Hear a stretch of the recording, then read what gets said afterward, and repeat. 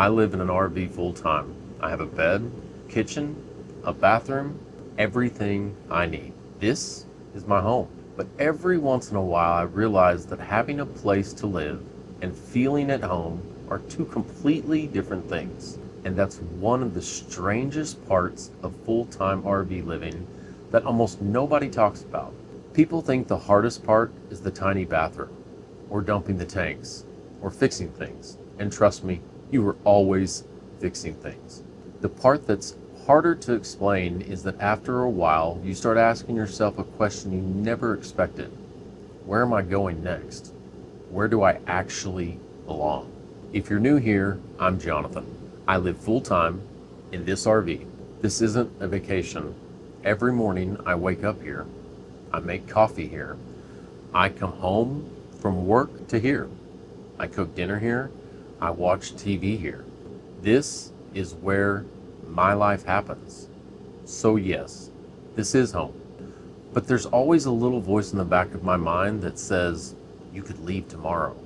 A house doesn't usually make you think that way. When people buy a house, they paint walls, they plant trees, they build patios, they buy furniture so stinking heavy it practically becomes part of the foundation. They're building a life around a place. With an RV, you're building a place around your life.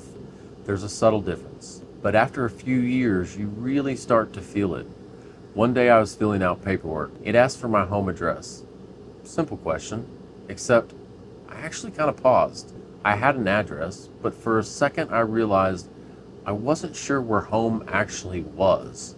Was it the RV, the campground, Texas, or where I even grew up? It's strange how a question you've answered your whole entire life can suddenly become complicated. And that's when I realized something. Living in an RV can make you feel like you're always between places. You're not really traveling. You're not really settled. You're somewhere right in the middle. You hesitate before buying things because where am I going to put it? You leave things in storage because maybe I'll need them. You don't always decorate because I may move soon. Little decisions like that add up. Eventually, you're not just deciding what belongings you're keeping, you're deciding which version of your life you're keeping. Another thing that surprised me, some people never really see your RV as a home. They tend to ask, so when are you going to get a real place? I know they don't mean anything by it. An RV is designed to move. I understand why people think like that. But a home isn't defined by concrete. It's defined by routine. It's defined by making coffee in the same mug every morning, knowing exactly which cabinet everything is in, having that one chair you always like to sit in, walking through the door after work and feeling like, I'm home. That's real, even if it's only a few hundred square feet. Here's something I don't think people talk about enough. You can choose this lifestyle and still miss the one you left. That doesn't mean you regret your decision. I don't miss mowing a yard. I don't miss paying for a bigger house. I don't even miss cleaning rooms I barely used. But every once in a while, I miss knowing exactly where Thanksgiving dinner was going to be. I miss having a garage. I do miss leaving something on the kitchen counter without having to move it 5 minutes later. The space is small. And I miss the feeling of knowing exactly where home was.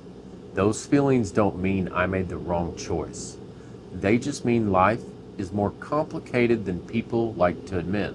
You can love where you are and still miss pieces of where you came from. Both things can be true. After living this way for years, I think I've realized something. Home isn't something an RV gives you. It's something you build. You build it with routines, with familiar mornings, with the people or pets you share it with ordinary moments that slowly become your life. Because if you keep telling yourself this is only temporary, eventually your entire life starts feeling temporary. At some point, you have to stop waiting for the next campground, the next RV, the next job, heck, even the next chapter, and simply allow yourself to say, this is my life right now. So, can full-time RV living make you feel homeless sometimes? Not because you don't have a place to sleep, not because you don't have a home, but because you're still figuring out where you belong. Maybe that's the real challenge of this lifestyle. It isn't learning how to dump tanks or level the thing or fix things.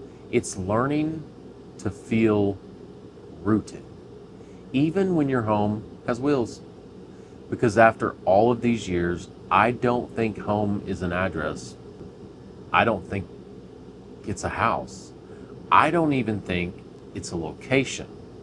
I think home is simply the place where your life keeps happening. And for me, right now, that's right here. Thanks for watching. If you've ever struggled with this feeling, or if you're thinking about living in an RV full time, I would love to hear your thoughts in the comments. And remember, while you're out there living the length of your life, don't forget to live the width of it too. I will see you in the next one.